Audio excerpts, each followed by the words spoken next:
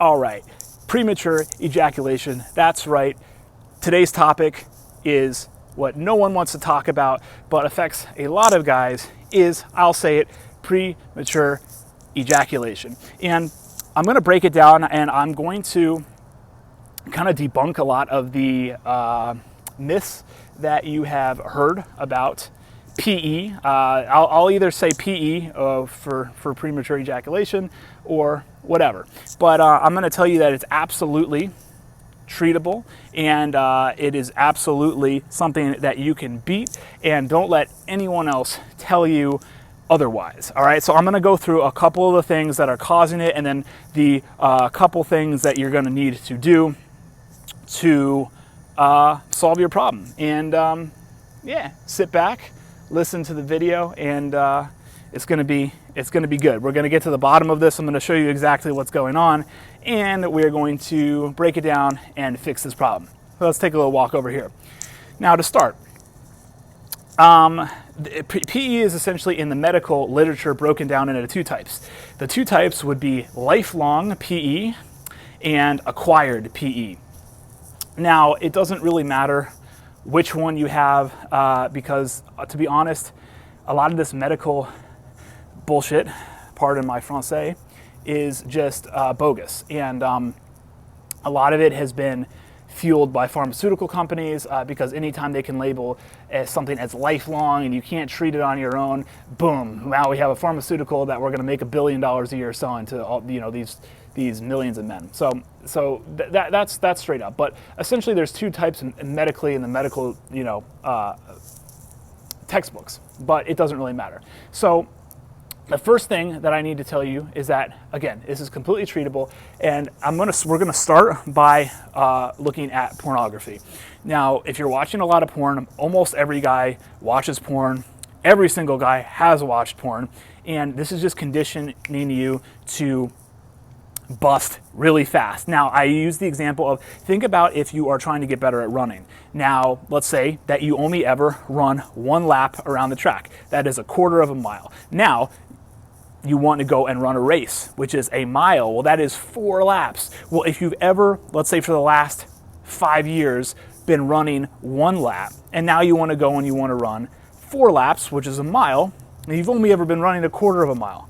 How are you going to run that mile? I'm going to tell you what, you're not going to be able to do it. So if we're looking at that same example, right, with conditioning ourselves to last longer, you need to practice. So if you do jack off, and if you do no fap, that's fine, that's great, because a lot of the techniques I'm going to show you will work with that too.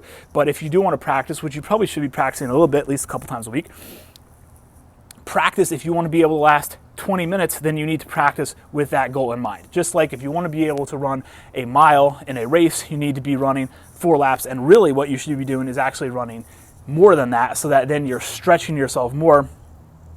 And as you stretch yourself more, then you're expanded out to here, and now when you want to just do this, it's much more easy. If you only just ever do this, it's still possible, but even push it further. So as I say, if you want to last 20 minutes, then push yourself in your jerk-off session for 30 minutes, all right?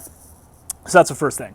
And realize that all PE is coming down to tension, all right? Tension. I'm going to keep on saying that. Say it with me. Tension, tension, tension, tension. And it's tension in your pelvic deep floor muscles. So the muscles way down in here and all the way under, basically under your ball sack, right? So those muscles way at the bottom. Now, those muscles are holding tons of tension, and for guys that have really serious PE, I guarantee you what's going to happen is throughout the day when you see something, like if you see like a hot girl, or you see, it might not even be anything related sexually, you will just constantly, you probably are unaware that you're doing this, but you will be contracting that muscle. Contracting that muscle. You hear a noise, that muscle is actually contracted. That muscle might actually be contracted more than it's released. So basically the root of curing PE is figuring out how we can release those muscles. How can we get it so that the default is relaxed? Ultimately, when you ejaculate, it's the clenching of those deep pelvic floor muscles. So again, really low abdomen, and then under, basically in between your balls and your anus. Those muscles way down there.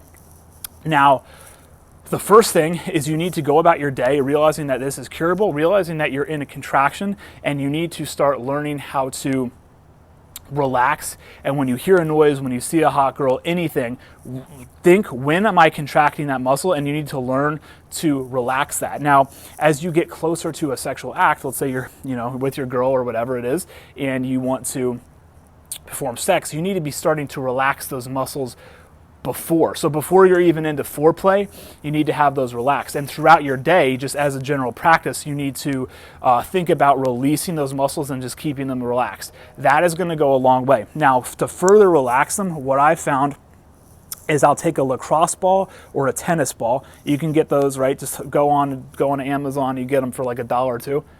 Grab those, and what I'll do is I'll literally put it on a chair and sit on it, right? So that it's literally right under here, and I will start massaging, right, those deep pelvic floor muscles, and then I'll lie down on the floor and lay down on the floor and put it right under my low stomach here and start massaging the fuck out of that. And you want to basically, when you're doing it, you want that to hurt, and you want to keep the muscles relaxed. Now, most people that you'll read on the internet will say, do Kegels. You want to, or they'll say, do Kegels, which is the opposite of what we want to do, right? Doing Kegels is flexing the deep floor muscles, those deep pelvic muscles. We are trying to do the opposite, right? They're telling you put more tension, right? It's the opposite what we want to do. We want to release that tension, and only at the very end, right, when you want to release and bust, boom, that's when that tension comes in, and that's where that contraction comes in. So ultimately, don't listen to people saying do Kegels, because that's the opposite of what you want to do. And also, people will tell you do the start-stop method, which is basically go until you feel like you're almost about to be at the point of no return, and then stop. But the thing is that that's just conditioning you to get up to that edge really quickly and then stop. And what are you going to do when you actually want to have sex? Fucking do this for 30 seconds until you're about to go, and then stop and be like, all right, I have to just sit here in the corner for a minute or two while I cool down, then go for a couple of seconds and be like, all right, I'm almost, you know what I mean? That's not realistic, right? That is not realistic. So that's not true either. Now, the third thing I'm going to say is that people, if you go to a doctor and you have lifelong PE, they're going to tell you have to either hop on Paxil, this is an SSRI, or you're going to have to hop on Tamoxifen. Paxil is a longer lasting SSRI, which affects serotonin in your brain. Tamoxifen does the same thing. Tamoxifen, though, is considered a short-term or on-demand SSRI, which is actually, it's been made specifically for PE. But those things will work. But again, it's not a realistic situation. Would you want to stay on an SSRI for the rest of your life? It's just not a realistic situation. So just remember that the cause is tension in your deep pelvic floor. So, and again, certain guys, all sorts of guys, right? That genetically, some guys can naturally just, without practicing this, last for 10 minutes or 20 minutes. Other guys, 30 seconds. Some guys less than that. So it doesn't matter. The point is that if you want to get better at this, you have to train, right? If you want to get stronger muscles in the gym, you have to go to the gym and work out, right? If you want to get a stronger brain, you got to read and think. This is the same thing. No guy is going to naturally just be amazing right off the bat and be, like going strong for fucking 30 minutes and be able to bust on command. It's just not going to happen. It's like people want to think that it's like that, but it's like nothing in life is like that. You want to get good at something, you got to work at it. And the problem is there's a huge stigma behind it, and the problem is that the medical journals and textbooks have it wrong, and pharmaceutical companies are pushing for people to just not work on themselves and just hop on the pharmaceutical drug, right? Billions of dollars. So again, to wrap it up, drop the porn. When you practice masturbating, do it for as long or longer than your goal is with an actual sexual partner. Realize that this condition is completely treatable, right? It's completely treatable, and it's within your control. And that tension in your deep pelvic floor, right? The deep abdominal muscles and that muscle in between your balls and your anus, right? That muscle. is tense. That's what's causing it.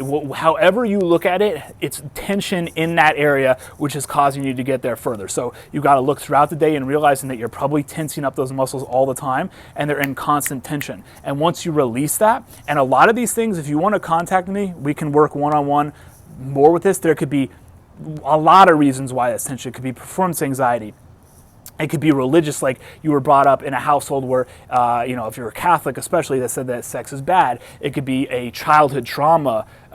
It could be something more serious, like some major repressed sexual aggression. It could just be nervous about your size, or just overall performance anxiety. There's a ton of reasons, but the point is that it is tension in that area. So give that a shot. Reach out to me if you want more help.